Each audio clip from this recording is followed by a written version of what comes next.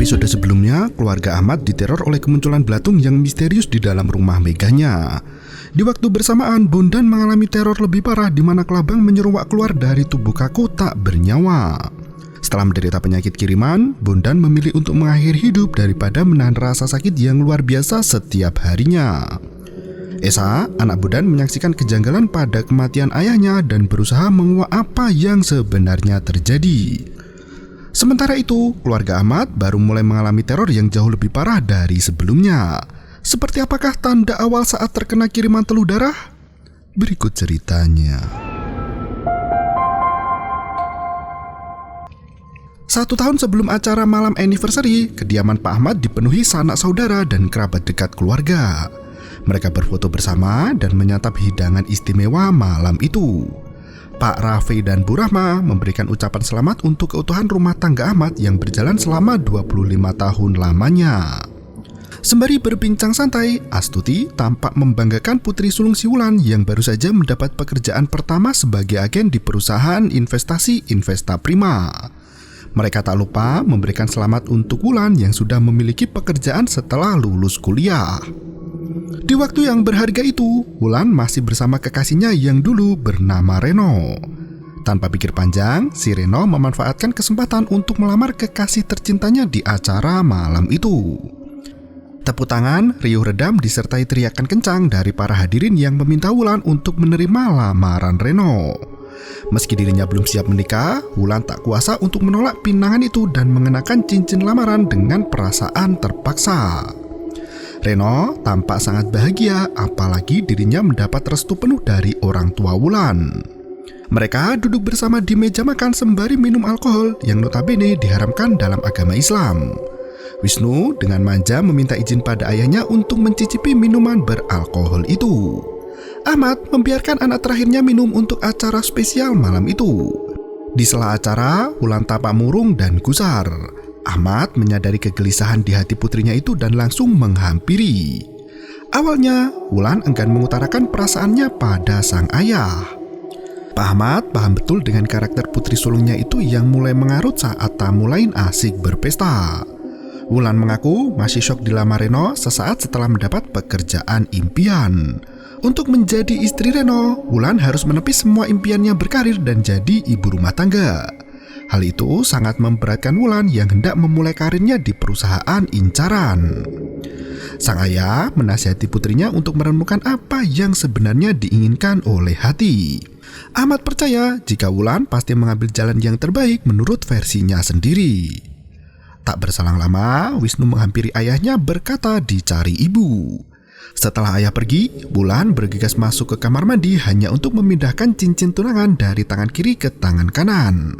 Adegan kembali ke masa sekarang. Setelah Wulan memutuskan untuk membatalkan pernikahan dengan Reno, tampaknya keinginan Wulan lebih condong pada karir daripada harus menikah dengan Reno dan meruntuhkan semua impian. Saat dia mencuci muka di wastafel, air yang semula bening berubah menjadi warna kehitaman.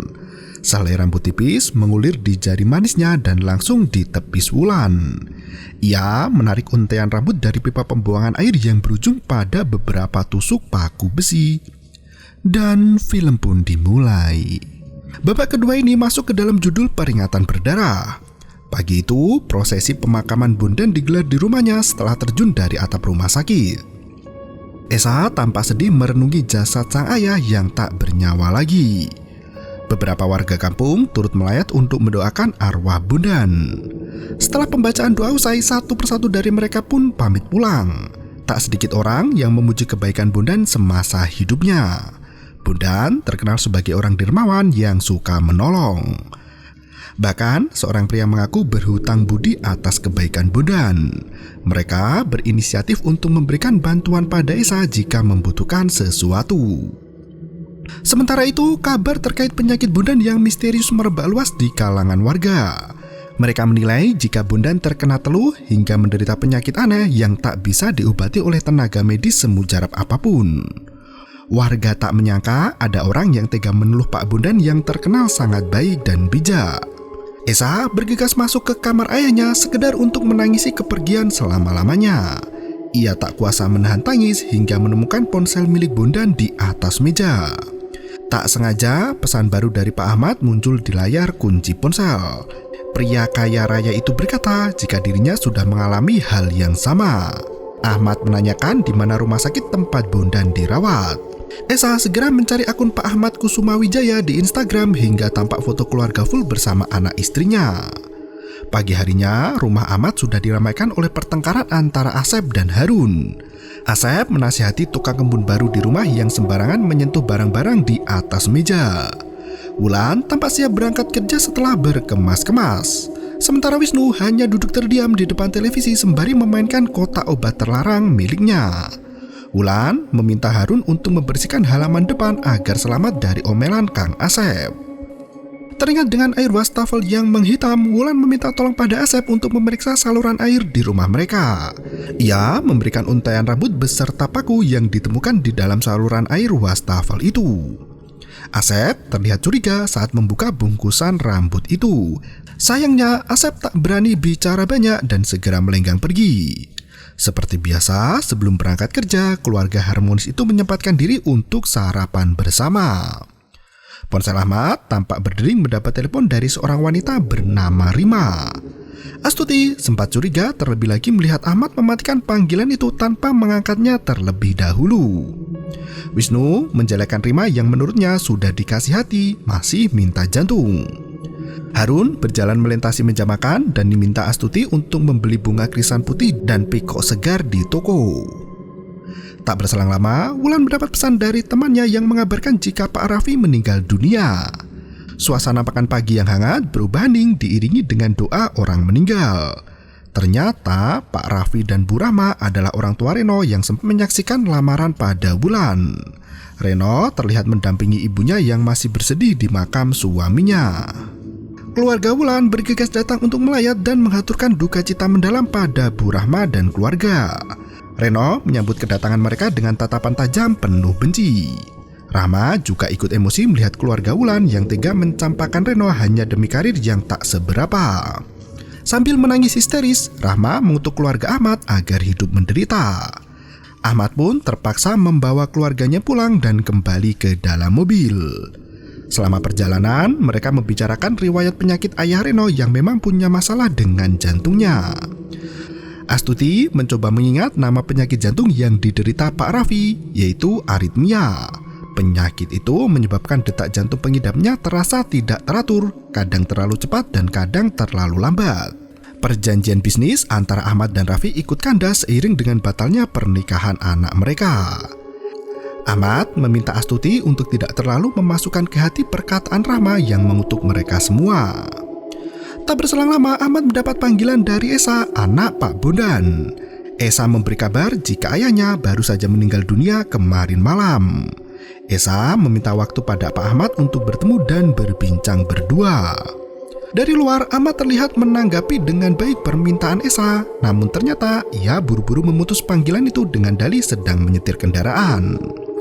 Sesamanya di kantor, Wulan seperti biasa membicarakan rencana strategi investasi dengan menggunakan teknologi finansial. Saat mereka sibuk brainstorming, seorang karyawan masuk berkata ada tamu dari keluarga Wulan. Mata Wulan terbelalak melihat Tante Rima menyambangi kantornya tanpa memberi kabar sebelumnya. Rima meminta maaf karena menemui Wulan di kantor. Ia mengaku terpaksa melakukan hal itu karena Pak Ahmad tak pernah menanggapi panggilan darinya lagi. Rima mengeluhkan sikap Ahmad yang tidak pernah mengirimkan uang hak untuknya lagi. Ia meminta sejumlah uang pada Wulan yang nantinya akan diganti oleh Pak Ahmad. Wulan menolak permintaan Rima dengan sopan sembari mengusir halus wanita paruh baya itu. Sayangnya Rima menjadi marah dengan sikap Wulan. Ia berkata seberapa uang pun yang diberikan oleh Ahmad tidak akan pernah cukup untuk membayar kesalahannya di masa lalu setelah cerai dengan Rima. Sore harinya Wulan dijemput Asep untuk pulang ke rumah. Sebelum sampai rumah, mereka menyempatkan diri untuk menjemput Wisnu juga di pinggir jalan. Miris, Wisnu kala itu sedang bersama Tante Girang yang doyan berondong. Wulan sampai kesal melihat tingkah adiknya yang tak kapok memacari Rika, wanita yang jauh lebih tua dari usianya sendiri. Usut punya usut, Rika adalah seorang bandar narkoba yang keluar dari tempat kerja sebelumnya untuk berjualan barang terlarang. Karena Wisnu pagi tadi sekolah, ia tak ikut melayat di makam Pak Raffi. Wulan menceritakan kegaduhan yang terjadi saat Bu Rahma membentak keluarganya di depan banyak orang. Sesampainya di rumah, Wulan menceritakan Tante Risma yang nekat datang ke kantornya hanya untuk meminta uang. Sembari memasak pasta, Wulan mengeluhkan sikap Risma pada ibunya. Astuti mengaku tak keberatan jika Risma meminta tunjangan lebih kepada suaminya. Sebagai wanita, Astuti lebih peka dan memahami penderitaan mantan istri Ahmad itu. Wulan pun bergegas menemui ayahnya di kamar untuk menanyakan persoalan terkait Risma. Sesampainya di kamar, pria itu terlihat lelap dalam tidurnya. Ponsel Ahmad menyala dan notifikasi satu pesan dari Esa. Wulan membaca isi pesan itu yang meminta bertemu untuk membicarakan terkait Bondan, ayah Esa. Wulan membangunkan sang ayah untuk makan malam pasta bersama ibu di meja makan. Ahmad mengaku masih mengantuk dan menolak makan malam bersama. Wulan terpaksa kembali ke dapur sendirian dan segera menyelesaikan pekerjaan setelah kenyang makan. Di malam yang semakin larut, Wulan iseng membuka Instagram untuk mencari informasi tentang seseorang bernama Esa. Seketika itu, kumpulan belatung jatuh menimpa ponsel Wulan hingga membuat gadis itu risih melihatnya. Wulan bergegas tidur di kamar agar tidak kesiangan untuk bekerja esok hari. Baru terlelap beberapa jam, Wulan dibangunkan oleh suara misterius di luar rumah. Ia mengintip dari jendela kamarnya dan masuk ke kamar ibu. Suara derap langkah kaki di langit-langit kembali terdengar semakin kencang hingga tiba-tiba kemunculan Ahmad membuat Wulan terkaget melihatnya. Sembari makan pasta buatan anaknya, Ahmad berjalan kembali ke ranjang untuk melanjutkan nonton film. Pagi harinya, Bu Liliana kembali datang ke kantor untuk membicarakan proposal terbaru. Liliana meminta waktu pada Otto untuk berbicara berdua saja dengan Wulan. Sebagai seorang pebisnis, Liliana bisa mengetahui gerak-gerik yang tak biasa. Ia bertanya ada masalah apa sampai sekujur tubuh Wulan diselimuti aura negatif. Liliana memberi nasihat agar Wulan tetap pasrah agar membantu merubah aura negatif menjadi positif dengan lebih cepat. Di waktu yang sama, Harun membawakan bunga segar pesanan Bu Astuti dan meletakkannya di atas meja.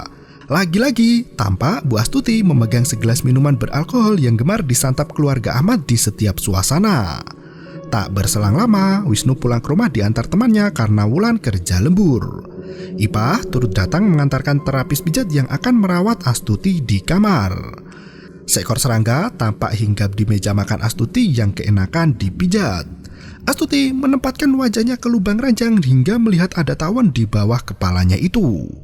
Seketika, pijatan Yuli terasa sangat kencang hingga menyakiti kakinya. Astuti sempat berteriak kesakitan hingga membuat Yuli yang asli masuk ke dalam kamar.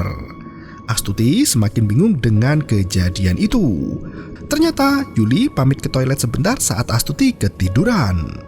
Saat kembali melihat ke lubang kasur pijat, Astuti dikejutkan oleh kumpulan lebah besar yang siap menyerangnya. Astuti bangkit mengangkat kepala hingga membentur dagu Yuli. Ia membuka spray kasur untuk mengintip keberadaan lebah itu yang ternyata tak ada dimanapun juga. Sore harinya, Wulan baru selesai bekerja dan mengambil mobil di parkiran kantor. Saat berjalan menuju mobil, Wulan mendengar suara nafas wanita yang terengah-engah. Wulan bergegas masuk mobil hingga tiba-tiba Reno datang menghampiri Wulan untuk membalaskan dendam atas kematian sang ayah. Reno berkata kematian ayah dikarenakan sikap egois Wulan yang membatalkan pernikahan secara sepihak. Pria itu semakin murka dan memaksa Wulan untuk keluar dari mobilnya. Wulan justru tancap gas pergi untuk menyelamatkan diri dari Reno yang menggila. Malam harinya saat Esa kembali ke rumah, ia mencium bau busuk yang sangat menyengat. Ia pun mencari keberadaan bau busuk itu yang entah dari mana asalnya. Di waktu yang sama, Wulan baru sampai di rumah melihat ayah dan Wisnu sibuk mencari jam tangan. Ahmad berkata jika dirinya yakin betul meninggalkan jam tangan favoritnya di meja kerja. Wisnu langsung menuduh Asep yang telah mencurinya. Wulan sampai gregetan mendengar tuduhan tak mendasar itu. Esa masuk ke kamar ayahnya untuk mencari bau busuk yang semakin menyengat. Tampaknya bau itu berasal dari kumpulan belatung yang terserak di bawah karpet. Wisnu yang baru selesai mandi duduk di meja belajarnya sembari memandangi foto ayah ibunya. Kumpulan lebah kini mengerumuni foto itu dan membuat Wisnu terkesiap dan menjatuhkannya. Kaca foto itu berserakan di lantai dan retak tak berbentuk. Esa menyingkirkan potongan belatung itu dan mencoba menarik kain coklat di sela-sela lantai kayu. Dengan menggunakan obeng, ia membuka satu potongan kayu yang menyebabkan bau busuk tak tertahankan. Esa sampai terjungkal mundur mencium bau yang sangat menyengat itu. Kain coklat kemerahan masih tersimpan di bawah lantai, entah digunakan untuk menyimpan pusaka apa. Keluarga Ahmad kembali menyantap sajian makan malam bersama nan mewah dan elegan. Wisnu memberi kado untuk ulang tahun pernikahan orang tuanya itu. Ia pun meminta maaf karena kaca frame foto itu pecah saat hendak membungkus kado.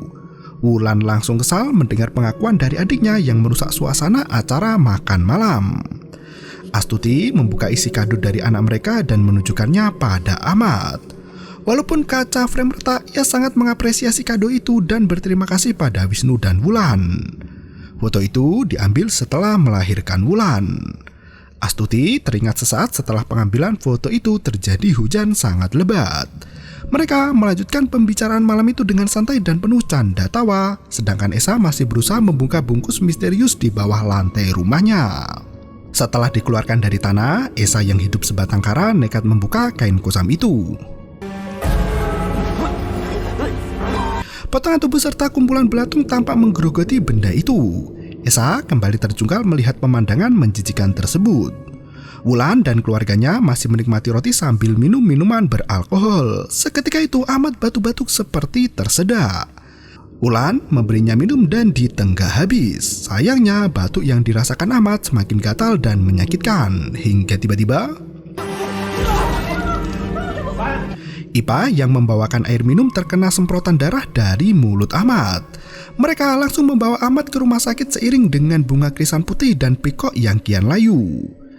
Ipa melihat di muntahan darah Pak Ahmad terselip beberapa paku yang sangat tajam. Dan film pun berakhir. Selang beberapa hari setelah Wulan menemukan rambut dan paku, Pak Ahmad mulai terserang penyakit misterius hingga memuntahkan darah beserta paku dari mulutnya. Sementara itu, belatung masih tetap ada selama kiriman teruh yang menyergap rumah mereka. Bisakah Esa menemukan misteri di balik kematian sang ayah? Nantikan di episode selanjutnya. Terima kasih dan sampai jumpa.